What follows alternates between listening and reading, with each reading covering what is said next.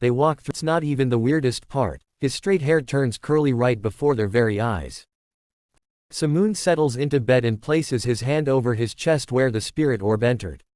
He closes his eyes and recalls the sensation of icy cold water shooting through every fiber. Wang Min confronts Samoon in the classroom for attracting the bully's attention.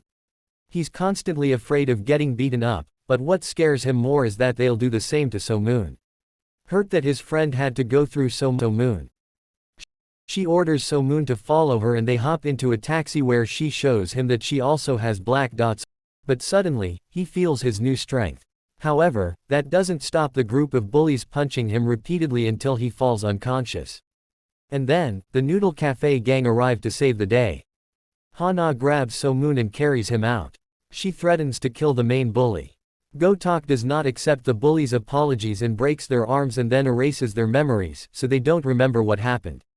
They heal their bones when the memories are erased. Samoon wakes up in the Noodle Cafe. He suddenly realizes that his leg has been healed and it feels strange for him. He's been walking on a stick most of his life. When he realizes he can walk, he decides to go outside and run. Samoon sprints down the street, and he's overjoyed. He remembers a time he ran towards his parents on a beach.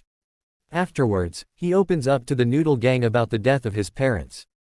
At school, the bullies ask Samoon what happened the night before as they don't remember anything and that they woke up on the school gym floor. The lead bully slaps Samoon. And then Samoon shows his super strength and uses it to punch them all to the floor and then asks them if they are embarrassed. Samoon asks them not to bully any of them again, or he will go after them. His friends are suspicious of how Samoon can suddenly defend others with strength and skill. He tells them that something huge has happened to him, but he cannot tell them what it is. Samoon then shows them that he can walk without a stick to prove that something life-changing has happened. The gang of bullies are frustrated that Samoon keeps on stopping them, so the leader approaches him directly in the corridor. The leader throws Samoon against a window, but then Samoon shows his strength and knocks a couple of them out. He tells the gang to stop taking money from other students and never to bully anyone ever again. The students applaud Samoon. A bloodied and battered Ung Min realizing he's stuck in a really difficult situation at the hands of these bullies, with both him and Ju Yian beaten down to the ground. When Samoon finds out his friends are in trouble, he asks the lead bully where they are and heads over to a broken down building.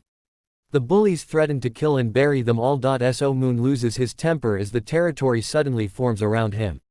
The bullies all surround Samoon, and he starts beating them up. He then reaches Shin Hyuk-yu, the leading bully, and beats him repeatedly, but then Ga Mo-tak stops him, warning that he'll be in trouble if he kills one of them. Ms. Chu then lectures Samoon as she sees all the hurt boys on the floor. But it's hardly a surprise that Samoon had to fight them, they were genuinely threatening to kill them. The police arrive, and Samoon offers to get punished for it. He wants it all to end and thinks punishment will stop the war. He appreciates his friends for helping him through his disabilities before he got powerful. Ga Mo-tak doesn't feel he deserves punishment. Ms. Chu offers to sort it out, but Samoon refuses their help. The police arrive, and Samoon asks for an ambulance and the Noodle gang leave. Shin Hyuk-yu is the mayor's son, so this is not a good look for Samoon at the school. The parents are surprised that Samoon did all this damage on his own. Shin Hyuk-yu's father punches Samoon in the face and calls him a beggar. Suddenly, the financier of the Noodle gang and Ha-na arrive. The financier defends Samoon and tells them all that he saved his friends. The financier shows them all the metal pipes and states the bullies are accused of attempted murder and then punches one of the fathers. There's a lot commotion. He asks for the mayor's son to be reprimanded. It looks like legally, Samoon has gotten out of a lot of trouble due to his powerful acquaintances. When Samoon gets home, he shows his grandparents that he can walk. There's an air of shock at the revelation. They will obviously feel it is a miracle. Emotions run high, and the grandmother almost collapses to her knees at the moment. The family all embrace and cry with happiness. At school, the kids turn up with more swagger than before. As they pass the hangout spot for the bullies, Ung Min realizes that he no longer needs to deal with the beatings anymore and his luck may well be changing.